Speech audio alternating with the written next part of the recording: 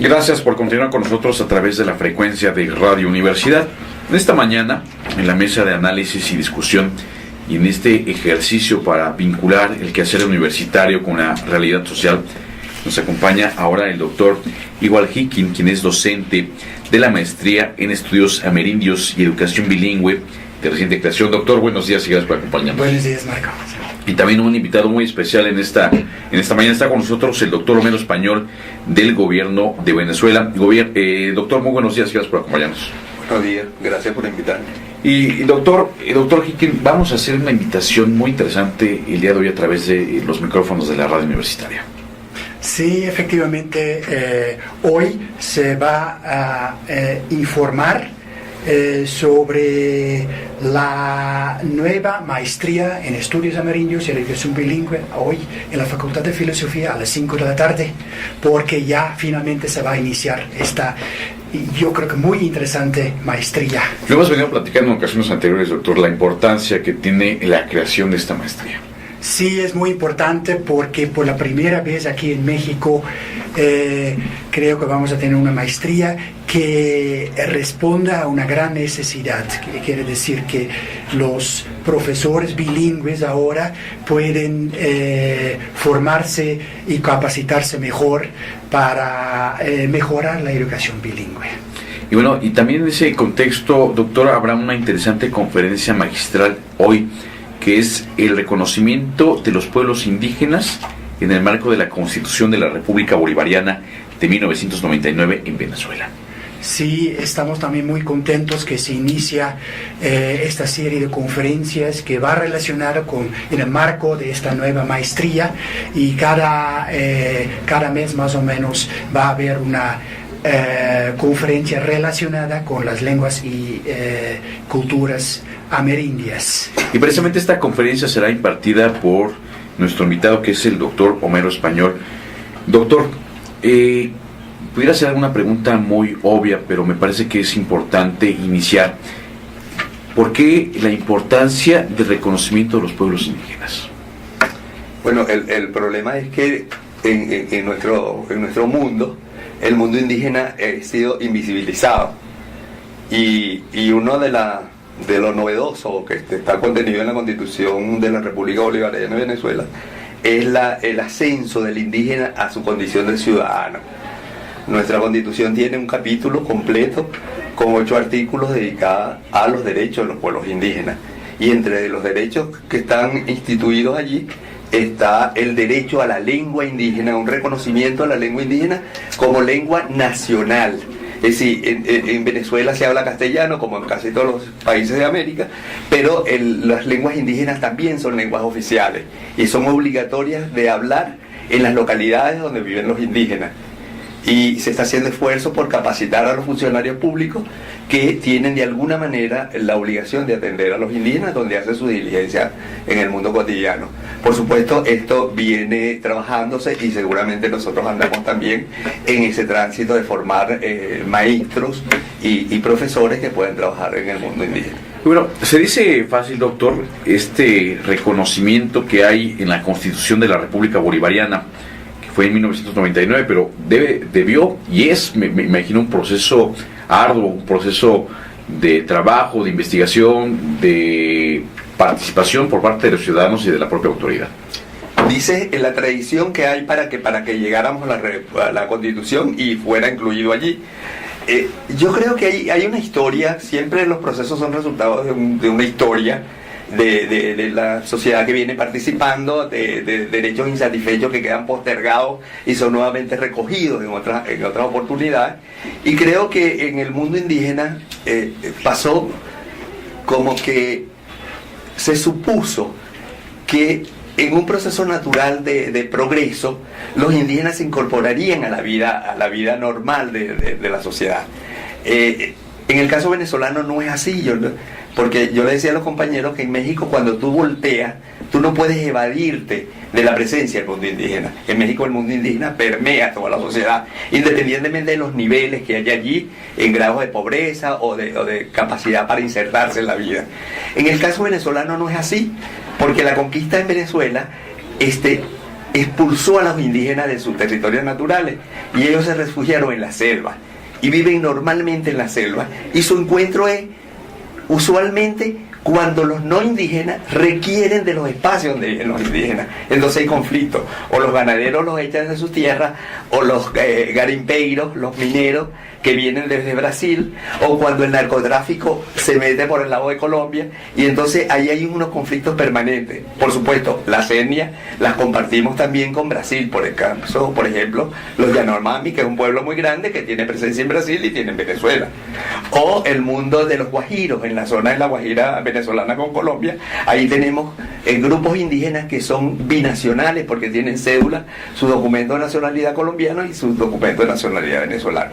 Entonces yo diría que esto es una cosa que venía desde el underground y que ahora irrumpe, y por supuesto quizás el mayor valor está contenido en la resolución 169 de la OIT, que le dio estatus al mundo indígena como una reclamación a nivel de Naciones Unidas, y los países empezaron a firmar este acuerdo. En el caso venezolano fue reconocido ese acuerdo en el 2002. El acuerdo es del 89, pero hasta el 2002 no fue reconocido. Probablemente no había condiciones, probablemente habían problemas más urgentes en el ambiente y hizo que esto quedara postergado. Pero en el 99, el proceso constituyente, sabes que la constitución venezolana no es una reforma constitucional, es la hechura de un texto constitucional completo para darle un vuelco a la sociedad, nosotros decimos para refundar la república. Y en esa constituyente, uno de los elementos que se visualizó era que había que tener la participación indígena dentro de los constituyentes, y los indígenas llevaron por primera vez 3 diputados a la constituyente. Interesante, doctor. Y en este mismo sentido, en una reflexión retrospectiva, en el caso de Venezuela en lo particular, ¿cuál podría ser un análisis primario de este andar desde 1999 al día de hoy? Sí, se ha avanzado desde el punto de vista formal en el desarrollo de un conjunto de leyes que operacionalizan los contenidos constitucionales. Por ejemplo, la ley de los pueblos indígenas y la demarcación del hábitat, porque la Constitución establece que los indígenas hay que reconocer los territorios naturales donde se mueven, y posesionarlos, esos territorios, con títulos colectivos que son intransferibles, inembargables, y con un conjunto de condiciones jurídicas para protegerlos. Bueno, la ley de los pueblos indígenas es un desarrollo para operacionalizar eso. Por ejemplo, la ley de los idiomas indígenas también es un desarrollo para operacionalizar ese reconocimiento que la lengua indígena es un patrimonio nacional. Se constituyó un ministerio. En Venezuela tenemos un ministerio del poder popular para los pueblos indígenas, con una ministra indígena de una etnia particular, que eso es la etnia yecuana. La doctora Anicia Maldonado es la ministra del Poder Popular para los pueblos indígenas. Y en el campo de los programas tradicionales de asistencia pública que el Estado desarrolla, se han venido haciendo planes especiales de salud para el pueblo indígena, programas de educación que ya se venían trabajando de anteriores, pero quedaban postergados a veces por dificultad presupuestaria, a veces porque un funcionario que viene desarrollando y está emocionado abandona porque la vida le ofrece otra posibilidad, y eso queda allí a que venga alguien y recoja el testigo, como diríamos. Mientras que ahora el problema es que está institucionalizándose. Los organismos están organizándose, están abriendo frente para atender. Así como tenemos una dirección de educación que atiende preescolar y no sé qué cosa y todo eso, la dirección de educación tiene un apartado para los pueblos indígenas y la lengua indígena y la interculturalidad indígena y todo eso que está allí. Entonces se viene. Por supuesto, esos procesos no son rápidos, tienen avances y retrocesos, hay cosas que se vuelven en unos momentos prioritarias frente a otros. Y no sé si usted sabe que el desarrollo del modelo político venezolano tiene obstáculos que vienen de adentro y vienen de fuera. En el camino tenemos un golpe del Estado, tenemos un paro que nos quitó un año de trabajo, y así sucesivamente. Esa guerra está presente y no la podemos evadir. Y en ese sentido, no me gustaría tocar un tema escabroso, pero esta política, esta visión, por lo que ve a los pueblos indígenas, ¿tendrá algún cambio en caso de haber cambios en el gobierno de Venezuela? Bueno, eso siempre es una amenaza que está en el horizonte. Es decir, nosotros esperamos que los cambios que se produzcan sean tan importantes que no haya posibilidad de vuelta atrás. Y la única garantía que hay allí es que los pueblos indígenas se posesionen de lo que es su derecho. Que pasen efectivamente a ejercer su condición de ciudadano. Mientras tanto que los indígenas desarrollen sus movimientos organizacionales y empiecen a participar en la vida pública, en los espacios naturales donde ellos se han desarrollado tradicionalmente y en los espacios cualquiera, porque entonces la Constitución reconoce derechos para todos los venezolanos, independientemente de su condición étnica, y eso está incluyendo los indígenas. Pero tiene un capítulo especial por un problema del derecho universal que dice que los excluidos tradicionalmente hay el derecho positivo que tiene que reevaluar, como pasa con los estudios de género en el caso de la mujer, como pasa en los estudios de la sexualidad en el caso de la diferencia de las preferencias sexuales, y así sucesivamente. Son luchas que los pueblos desarrollan y su éxito estará garantizado por la fortaleza que los movimientos desarrollan. Y en el caso de la vida normal de la institucionalidad venezolana, nosotros esperamos que de venir otro equipo de gobierno, por lo menos tenga la consideración de que esas cosas están allí, que son esfuerzos importantes que se han hecho, que son recursos que se han puesto y que no se pueden zumbar en el centro de la basura de un momento a otro. Así es. Muy interesante, doctor, este inicio de ciclo de conferencias. ¿Dónde y cuándo se están realizando estas conferencias dentro de este ciclo? Siempre va a ser en la Facultad de Filosofía, sí, cada mes.